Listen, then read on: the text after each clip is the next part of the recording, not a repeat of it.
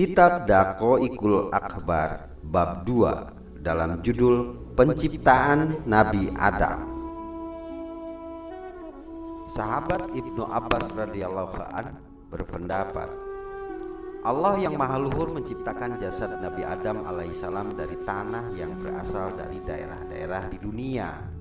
Kepalanya dari tanah Ka'bah, dadanya dari daerah-daerah di bumi, perutnya dari tanah India, kedua tangannya dari tanah Masyrik, timur, dan kedua kakinya dari tanah Maghrib, barat.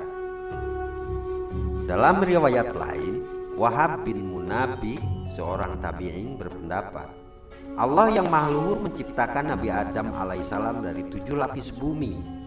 Kepalanya dari bumi lapis pertama, lehernya dari bumi lapis kedua, dadanya dari bumi lapis ketiga, kedua tangannya dari bumi lapis keempat, punggung dan perutnya dari bumi lapis kelima, pinggang dan pantatnya dari bumi lapis keenam, dan kedua lengan kakinya dari bumi lapis ketujuh. Dalam riwayat lain, sahabat Ibnu Abbas radhiyallahu an berpendapat, Allah yang Maha Luhur telah menciptakan Nabi Adam. Kepalanya dari tanah Baitul Maqdis atau Baitul Muqaddas, yaitu Masjidil Aqsa. Wajahnya dari tanah surga, kedua telinganya dari tanah Gunung Tursina, keningnya dari tanah Irak, gigi-giginya dari tanah Telaga Kausar, tangan kanan serta jari-jarinya dari tanah Ka'bah, tangan kirinya dari tanah Paris, kedua kaki serta kedua lengan kakinya dari tanah India, tulangnya dari tanah Gunung Aurat, dari tanah Babilonia, punggungnya dari tanah Irak, perut dari tanah Khurasan, hatinya dari tanah surga Firdaus, lisannya dari tanah Taif, dan kedua lisannya dari tanah Telaga. Ketika kepalanya diciptakan dari tanah Baitul Maqdis, Masjidil Aqsa, maka jadilah ia tempat akal, kecerdasan, dan berpikir. Makna asli anas adalah pembicaraan. Ketika kedua telinganya diciptakan dari Gunung Tursina, maka jadilah ia tempat mendengarkan nasihat. Ketika keningnya diciptakan dari tanah Irak, maka jadilah ia tempat sujud kepada Allah yang Maha Luhur. Ketika wajahnya diciptakan dari tanah surga, maka jadilah ia tempat ketampanan dan perhiasan, karena wajah adalah perhiasan tubuh. Ketika gigi-giginya diciptakan dari tanah Telaga Kausar, maka jadilah ia tempat kemanisan, atau gigi menjadikan manusia terlihat manis. Ketika tangan kanannya diciptakan dari tanah Ka'bah, maka jadilah ia tempat keberkahan, pertolongan di dalam mata pencaharian dan kedermawanan. Ketika tangan kirinya diciptakan dari tanah Paris, maka jadilah ia tempat bersuci dan istinja. Ketika perutnya diciptakan dari tanah Khurasan, maka jadilah ia tempat lapar. Ketika auratnya diciptakan dari tanah Babilonia, maka jadilah ia tempat syahwat, belenggu, dan tipu daya. Ketika tulang diciptakan dari tanah gunung, maka jadilah ia tempat yang keras, anggota paling keras dalam tubuh.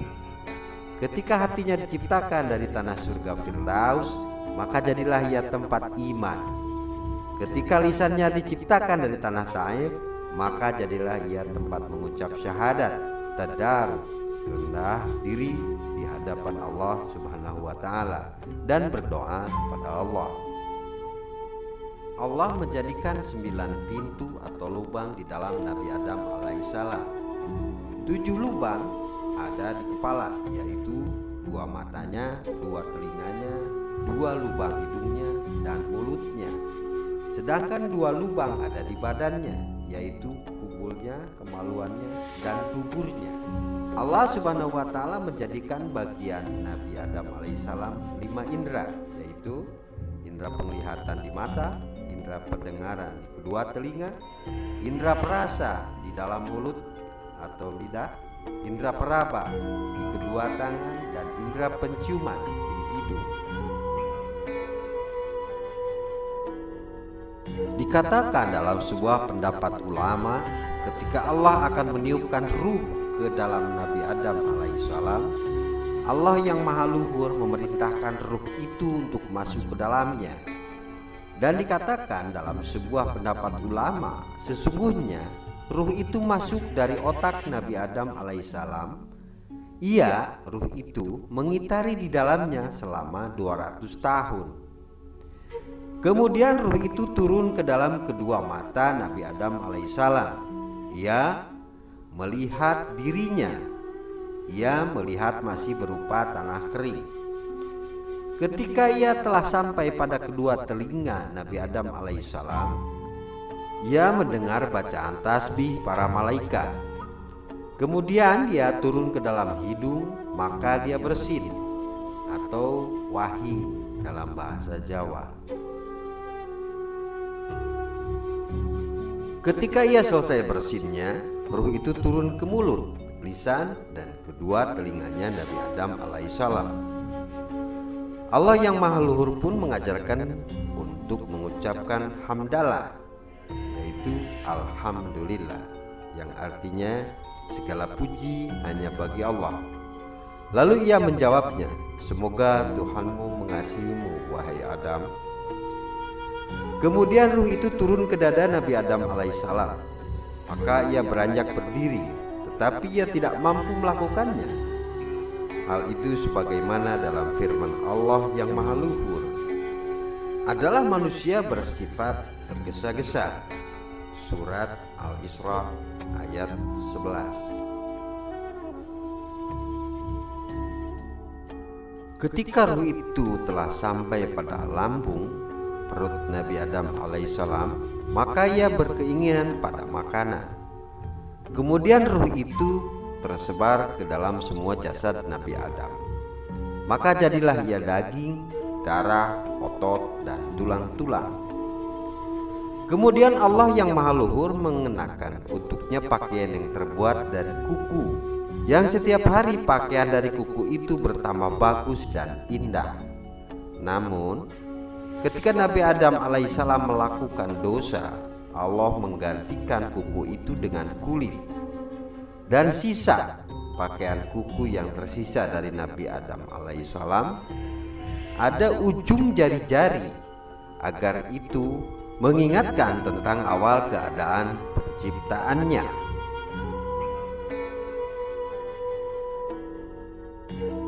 Ketika Allah telah menyempurnakan penciptaan Nabi Adam alaihissalam dan meniupkan ruh ke dalamnya dan mengenakan untuknya pakaian dari surga, nur Adam pun bersinar terang di wajahnya seperti malam bulan purnama.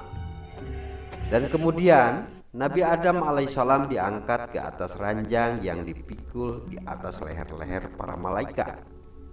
Maka Allah berkata kepada para malaikat, berkelilinglah kalian bersamanya di langit-langit dengan ranjangnya, agar dia tahu keajaiban yang berada di langit-langit dan apa yang ada di dalamnya. Maka bertambahlah keyakinannya. Para malaikat pun menjawab, kami mendengar, kami taat. Para malaikat pun membawa Nabi Adam, dipikul di atas ranjang, di atas leher-leher mereka, dan berkeliling bersamanya di langit-langit selama 100 tahun.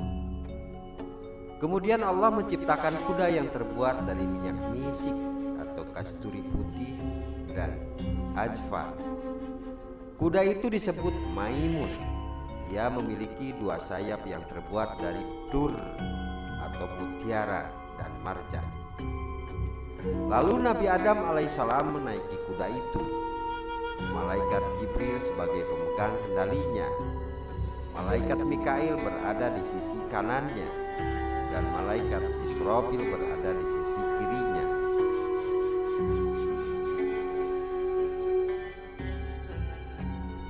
Mereka semua berkeliling bersama Nabi Adam di langit-langit. Nabi Adam pun mengucapkan salam kepada para malaikat. Assalamualaikum. Semoga kesejahteraan tetap terlimpahkan kepada kamu semua. Lalu mereka menjawab, Waalaikumsalam. Dan semoga kesejahteraan juga terlimpahkan kepada kamu semua.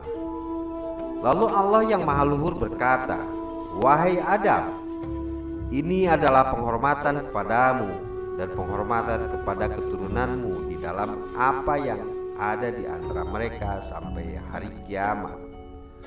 Wallahu a'lam bishawab. Sumber dari kitab Daqaiqul Akhbar, bab 2 dalam judul Penciptaan Nabi Adam.